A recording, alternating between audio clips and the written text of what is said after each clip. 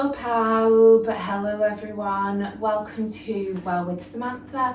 I'm Samantha and this is your first video in the brand new Febreathary challenge for the month of February. If you are watching this on YouTube, please remember to like and subscribe to my channel so that you always know when the latest video comes up. New videos go up every Tuesday and Friday before lunchtime. And so without further ado, let's get started. This first breathing technique for Febreathary is not one that I had originally planned.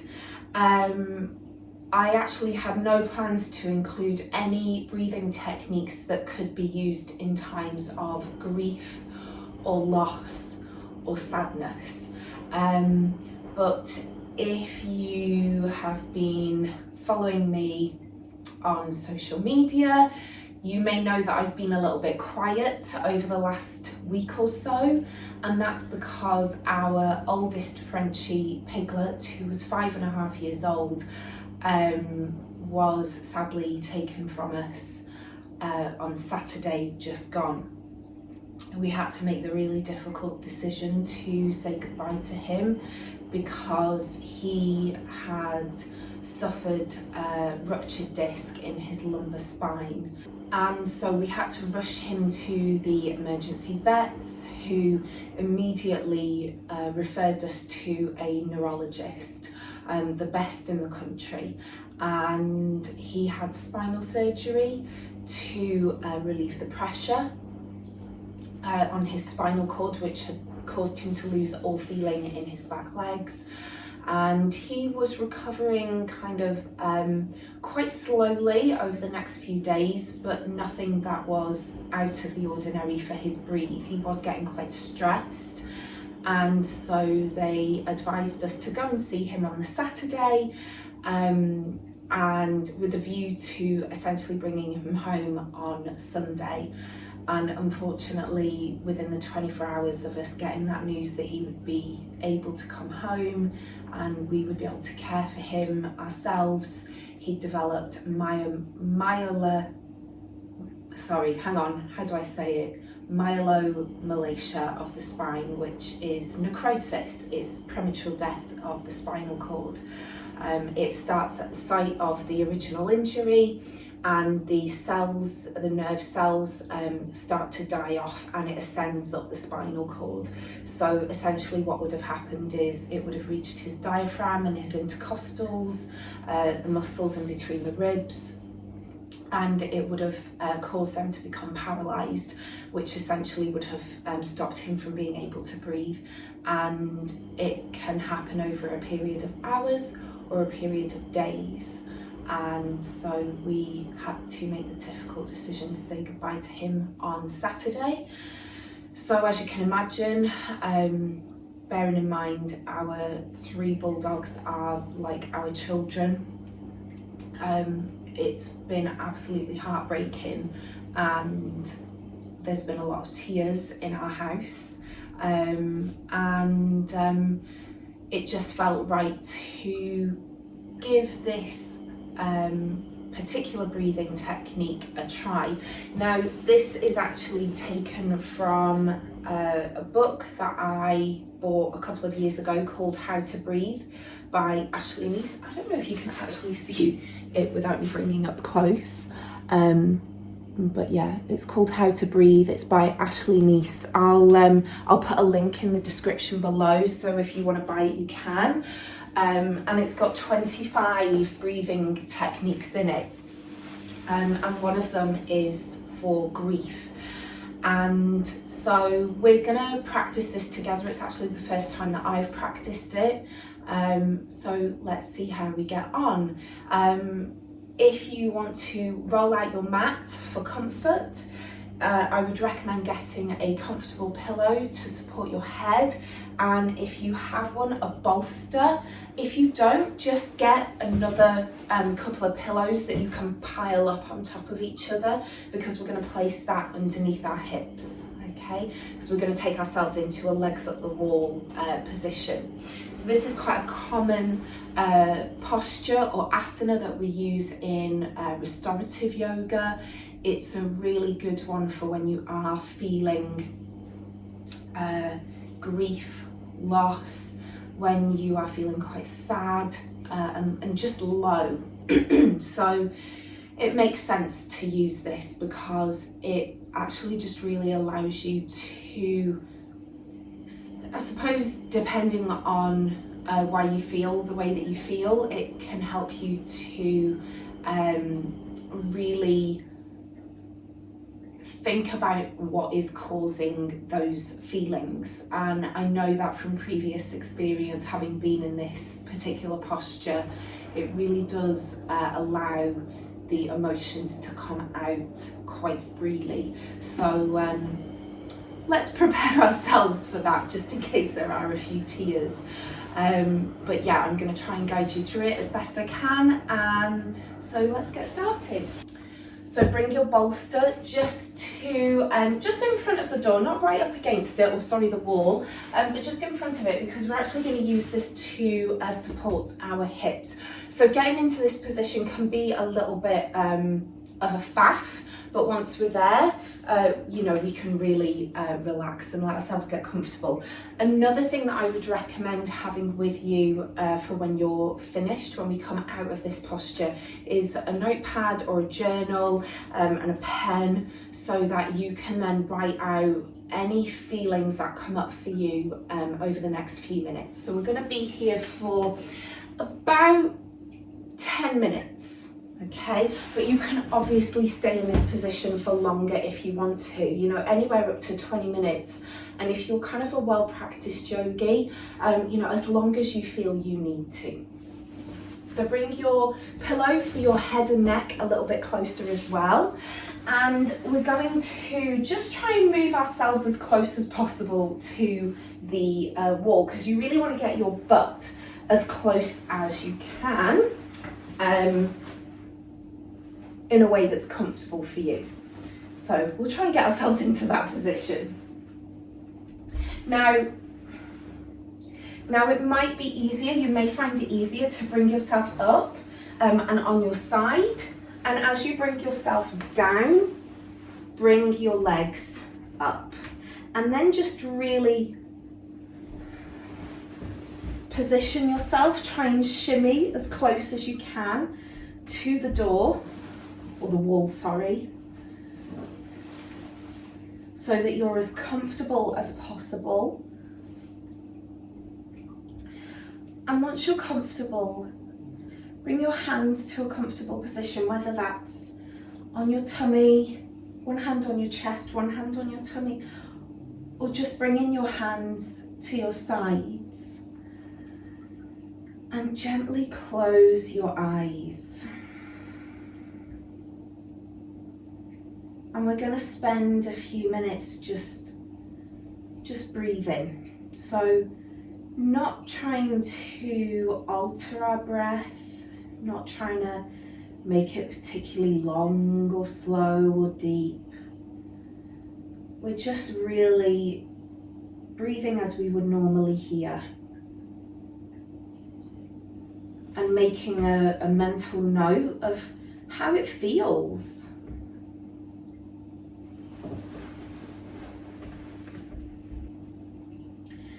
And take the time to fidget at this point as well. Really make sure that you're comfortable. Maybe reposition your pillow under your head so that your neck feels really supported. Reposition your bolster or your pillows under your hips if you need to, again to make sure that you feel really supported. You may feel more comfortable with nothing under your head, and actually having a bolster under the hips, it allows us to sort of open up our chest area that little bit more. And right in the middle of our chest is our heart chakra, our anahata chakra.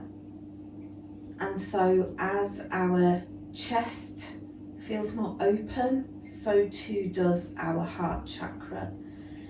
And so it's quite normal at this point to become aware of our emotions and our feelings as well.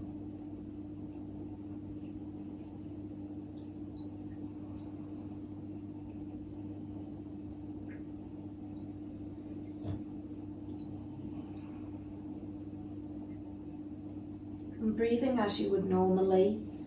For me, I'll be honest, that's in and out of the nose.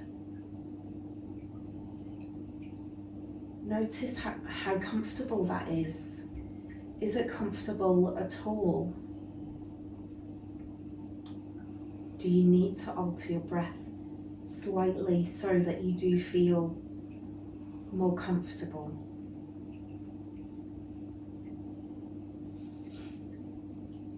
And once you are in that place of comfort, both physically, with your breath, with your body, and in yourself,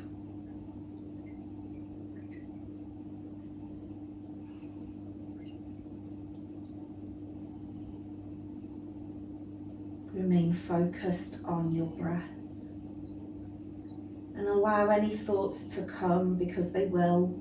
I'm certainly not going to tell you to try and clear your mind. As the worst thing we can ever be told, or it's the worst thing we can ever try and tell ourselves to do. You know what it's like the minute you tell yourself don't do something or you can't have this. You want it, makes you want it more. So don't focus so much on trying to empty your mind or clear your head and empty it. Allow the thoughts to come, and if they serve you, then take them in, and if they don't, just pop them on a shelf and tell yourself and allow yourself that you'll come back to them and give them your full attention at a later time, whether that's when you come out of this practice, or it's tomorrow or next week. Allow them to come and either let them stay or pop them on the shelf for a later time.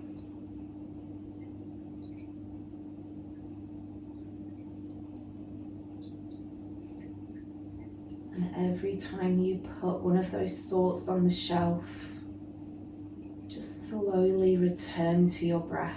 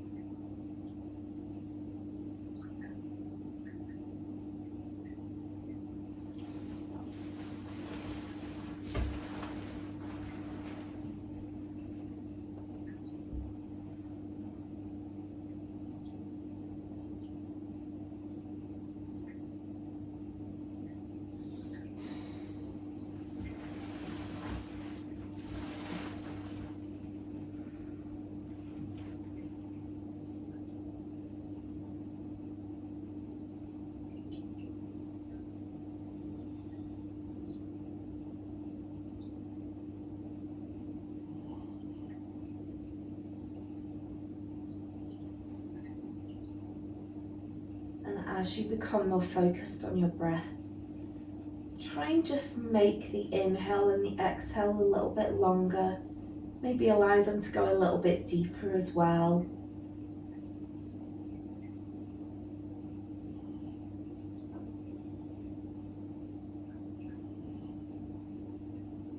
Try to focus your exhale coming out of your mouth, your inhale going in through your nose.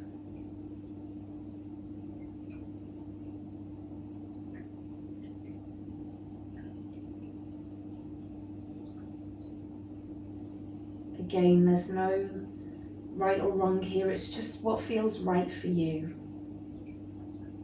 And if that doesn't feel right, know that you have full autonomy to come back to your natural breath if that feels much more comfortable and pleasant for you in this moment.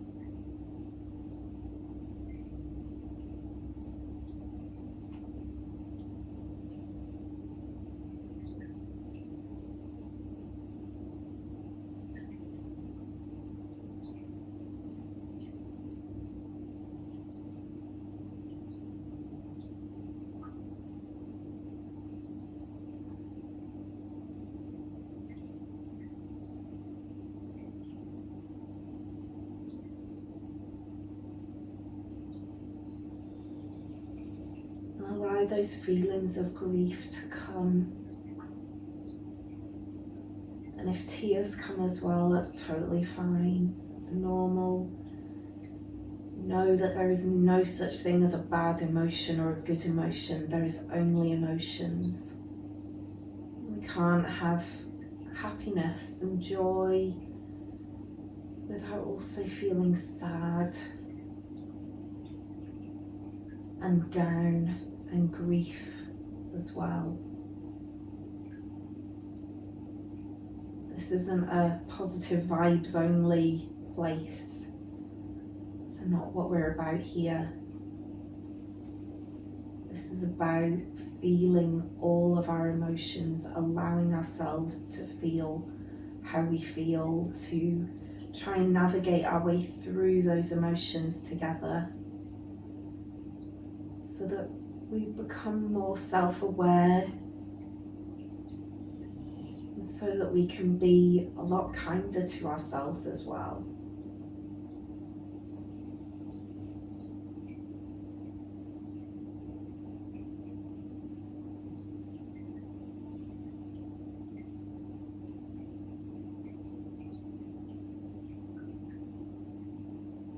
And it might feel really easy to actually hold your breath in moments, especially if your breath has been really shallow, really high up in your chest.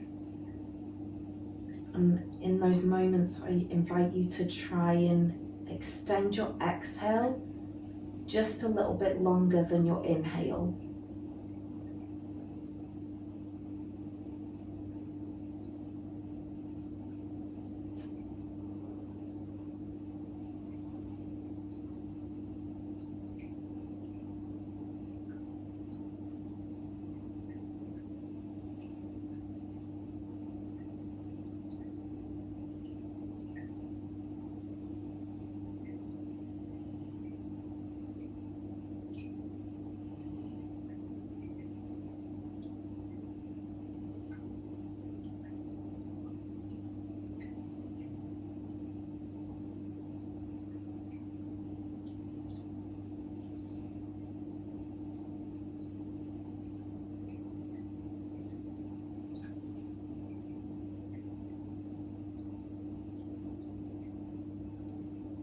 And in your own time, when you feel ready to come out of this posture, remember you can stay here for as long as you feel you need to, maybe even up to 20 minutes.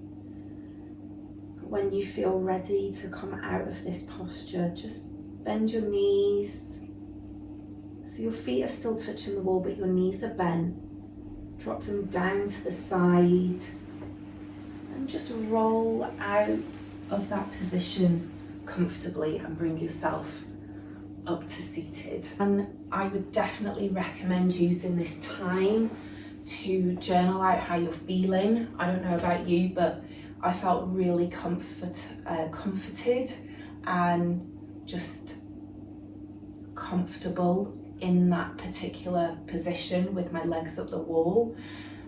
But now coming out of it, it's almost like you get that feeling, that wave of emotions. So definitely feel free to journal out how you are feeling, how you were feeling maybe before you came into this practice, how you felt during the practice, and how you feel now that you've come out of it.